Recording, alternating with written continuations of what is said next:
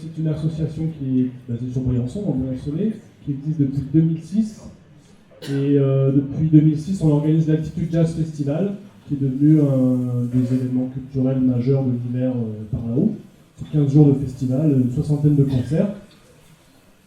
Depuis 2006, on a contribué et participé à la vie associative culturelle briançonnaise. Et on a évolué en grandissant avec le festival.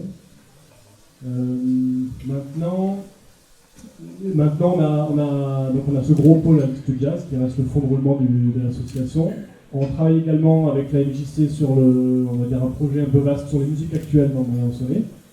Et on a aussi au sein de l'association une petite troupe de théâtre amateur. Donc voilà, ça nous fait maintenant 3 pôles de fonctionnement.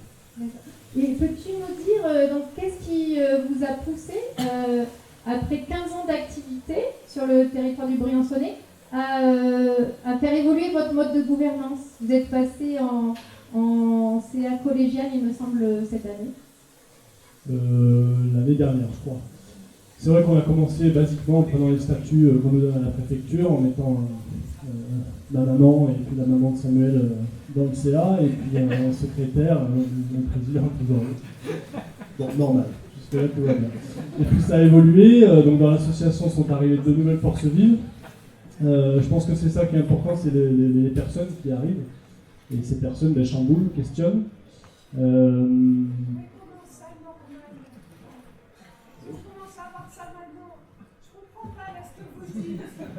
Bon, c'était une boutade. Mais je crois que pas ma maman, peut-être mon père.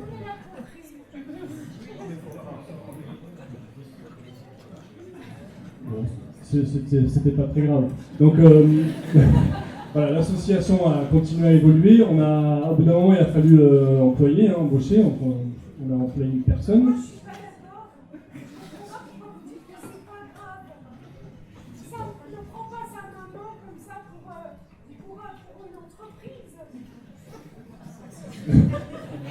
Non, mais c'est...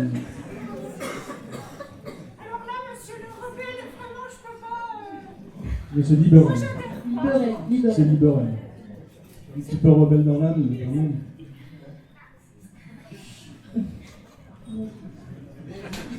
Votre Camille? Non. Bon.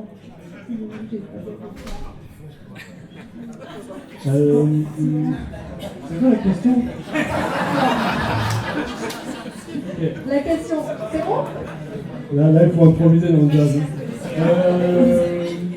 Donc voilà, les forces vives apparaissent, on a dû employer un salarié, et puis 2, etc. Donc ça chamboule, on a parlé longuement, on en reparlera encore, ça chamboule les positionnements entre les fondateurs, entre les membres du CA, entre ma maman, tout ça perturbe. Les salariés, donc quel est le rôle de tout ça? Au fur et à mesure du temps, donc est arrivé, comme je disais, l'Altitude Jazz Festival, puis différents pôles et différentes énergies dans l'association. Donc tout ça, jusqu'à il y a 2-3 ans, nous a fait poser des questions des statuts, du conseil d'administration, de l'Assemblée générale, quel est le rôle de chacun, la position de chacun là-dedans.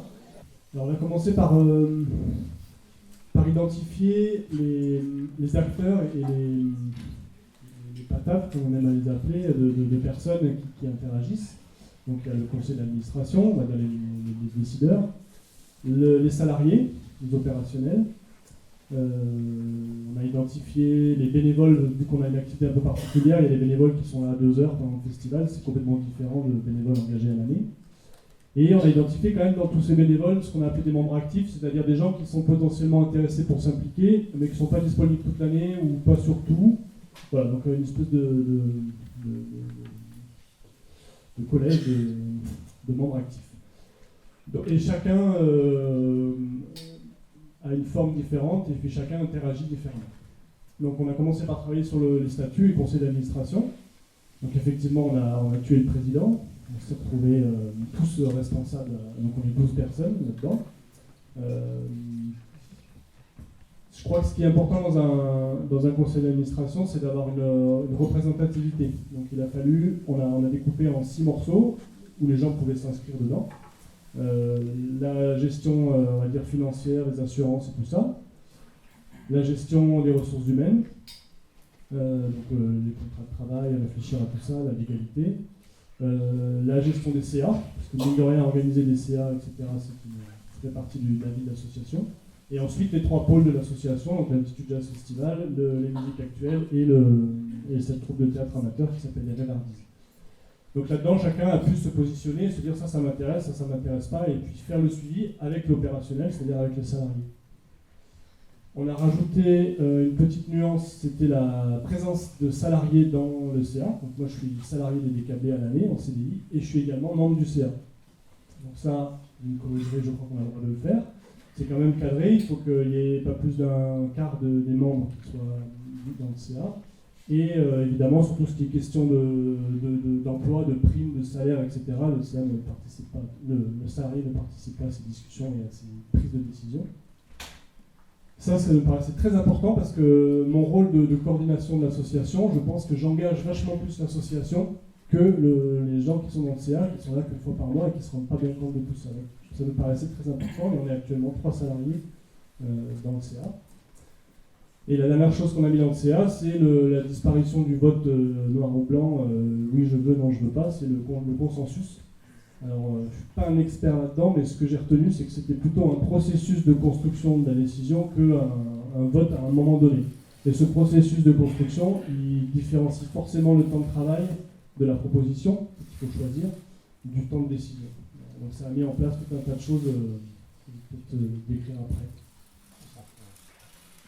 Donc ça, c'était le conseil d'administration. Les salariés sont reliés à ça et travaillent avec ce conseil d'administration. Ensuite, on a créé, donc il a fallu intégrer, cette question d'intégrer des nouveaux, d'intégrer des forces vives, comment on fait pour que ces gens-là viennent en fonction de leur disponibilité, donc ces membres actifs.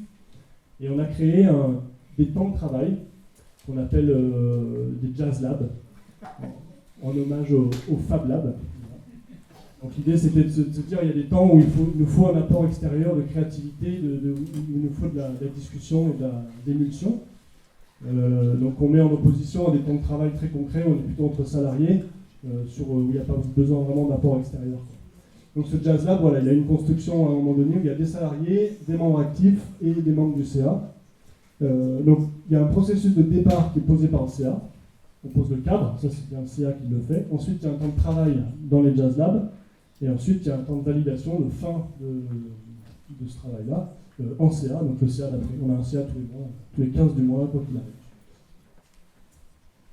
Voilà, donc chaque mois, on met en place des Jazz Labs sur des thématiques très précises où les membres actifs peuvent venir une fois, s'ils ont que ce temps-là disponible. Et à chaque fois, on a un représentant des salariés qui suit l'opérationnel et un représentant du CA qui suit le décisionnel, qui est présent là-dedans. C'est très beau en théorie, en pratique, forcément... pas toujours hyper fluide. Vous ajustez en permanence. Et pour faire tout ce travail de changement d'organisation, vous avez été accompagné par la DSCB. On a beaucoup réfléchi, beaucoup passé de temps. On a passé du temps avec la DSCB sur les statuts, la légalité, de savoir ce qu'on a le droit de faire, pas faire. Et on a eu une stagiaire aussi du BPGEPS Animation, le Briançon, qui a travaillé 1 an sur le bénévole en général au décablé.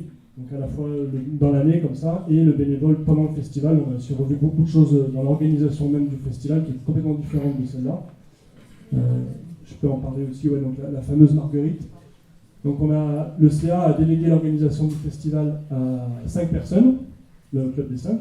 Donc ça c'est la version de l'année dernière. Pour 2020 ça va changer un petit peu, on sera que 4. Donc ce club des 5, c'est 5 salariés. Tout le monde est salarié, donc il y a des gens, moi je suis à l'année, il y a des gens en CDD juste pendant le temps du festival. Donc il y a une espèce de responsabilité quand même. À partir du moment où il est salarié, forcément on lui délègue une responsabilité, c'est un peu plus fort qu'avec des bénévoles. Autour de ça, il y a des pôles, donc tout ce qu'on parlait, les commissions, les temps de travail, les pôles, là chacun avec ses compétences. Dans ces pôles, il y a des gens, par exemple voilà, la billetterie est gérée par Thierry, il est référent, il est bénévole.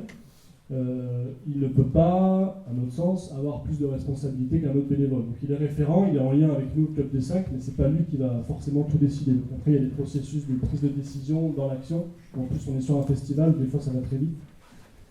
Voilà, donc ce Club des 5 là, les référents autour qui sont des bénévoles, et après la population de bénévoles qui est autour, qui sont là comme ils peuvent et qui apportent leur pierre à l'édifice. Donc ça, c'est vraiment l'organisation des 3 semaines du festival. Complètement différente de du CA. Et parallèlement à cette organisation comme ça, il y a une prise de décision et de communication, c'est le schéma d'après.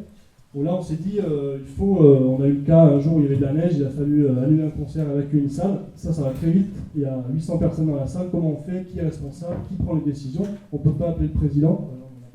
On ne peut pas consulter les 12 membres du CA, c'est pas possible. Donc, il faut trouver comment on fonctionne. Donc là, voilà, c'est fait une espèce de chaîne. Donc là, il n'y a pas de hiérarchie. On est sur des trucs très horizontal. C'est plutôt de l'amont et de l'aval. Donc en amont de tout ça, il y a le CA, puisque ça restera juridiquement, je ne dis pas de bêtises, le seul et unique responsable de tout ça, qui délègue tout ça au Club des 5, avec un rôle un petit peu particulier pour la coordination générale. Donc, tac, ensuite on a ces fameux référents bénévoles, et ensuite les bénévoles. Donc il est hors de question qu'un membre du CA débarque pendant le festival pour dire à lui, non, mais les oignons, ça se coupe pas comme ça, tu vas te couper, c'est hyper important. Ça, c'est pas possible. Il faut que la chaîne, elle passe comme ça. Et s'il y a quelque chose à faire remonter ou à faire descendre, ça passe toujours dans ce circuit de communication. Ça, c'est pareil, ça marche très bien, hein, c'est très joli. Après, dans l'action, on fait comme on peut et on a fait comme on a pu. L'idée, voilà, c'était cette communication et cette prise de décision. Qui peut prendre les décisions et à quel niveau? C'est à chacun de se responsabiliser et de savoir ce qu'il a le droit à prendre comme décision. Couper les oignons, le bénévole, il peut choisir tout seul s'il les coupe à droite ou à gauche. Savoir s'il faut refaire des plats ou autre, c'est plutôt la chef cuisine qui va le faire. Et puis s'il y a une décision de mettre du gaz dans une salle, là par contre ça remonte à la régie générale. Ici, c'est Julien qui va pouvoir prendre cette décision. Et si lui a une problématique, on en parle tous les 5, et ça remonte après au CA. C'est un sacré parcours. Et du coup, quels avantages vous voyez à cette collégialité-là, qui est toute assez récente dans l'organisation? Moi, ce qui me semble important, il y a deux choses de fond, c'est que chacun trouve sa place là-dedans. Là c'est assez clair, qu'on soit là 2 heures, qu'on soit là toute l'année, qu'on soit salarié, membre du CA, dès l'origine, depuis 14 ans ou tout nouveau, que chacun ait sa place là-dedans. Et la pérennité du truc. C'est-à-dire qu'on en a parlé, hein, et on en parlait encore, l'engagement des gens dans un projet associatif, il passe par la motivation. Dans un projet associatif, mais pareil, je pense, dans une entreprise, etc. Il passe par la reconnaissance qu'il a dans le projet et l'engagement qu'il peut avoir dans ce projet. Et à mon avis, on est sur un truc, je ne dis pas que ça fonctionne, et je ne dis pas que c'est parfait, loin de là, mais on est plutôt sur un terrain favorable pour que les gens se reconnaissent, s'investissent là-dedans, trouvent leur place et que ça puisse durer dans le temps, ça puisse évoluer dans le temps. Et tu m'avais parlé aussi de ce principe de double qualité des salariés qui sont salariés mais également dans le CA et qui étaient assez puissants comme vecteur d'implication dans le projet. Ça, tu vois une différence Et ouais, moi je suis assez, alors ça c'est très personnel et ça peut faire débat, mais je pense que cette dichotomie qu'on a dans le monde de l'entreprise de manière générale entre on va dire le patron ou la direction ou les actionnaires et l'opérationnel, c'est-à-dire le salarié, si on prend juste un poste avec une fiche de poste et qu'on est juste là pour faire notre job et qu'il y a vraiment une séparation entre les deux, forcément ça va mourir à un moment donné. L'implication qu'on a dans un projet, c'est pas possible. Donc là, ce truc-là, il a permis enfin, moi en tout cas pour mon cas, de dire je suis pas juste salarié, je suis pas juste coordinateur, non, je suis fondateur du truc, je le porte depuis 15 ans, et qu'est-ce qui fait que pendant les 15 prochaines années, je vais le porter? Il faut que j'ai une place dans le CA, il faut que je continue à être là et à faire partie des discussions et des prises de décision. Donc ça c'était pour moi, et après il y a d'autres personnes qui sont là plus à temps partiel ou juste pendant le temps du festival, et donc salariés. Hein. Et pareil, ces gens-là, je pense que l'implication qu'ils peuvent avoir dans l'association et dans la construction du festival, de l'association en général, elle est beaucoup plus forte en étant présent tous les mois dans le CA et en prenant part à tout ça. Merci. Parce que finalement, c'est le même principe qu'une SCOP. Il y a des gens qui sont actionnaires mais qui ne sont pas salariés, des gens qui sont salariés qui sont actionnaires, et puis il y a des actionnaires salariés. Et c'est la force des trois, à mon avis, qui fait la durabilité du projet, quoi.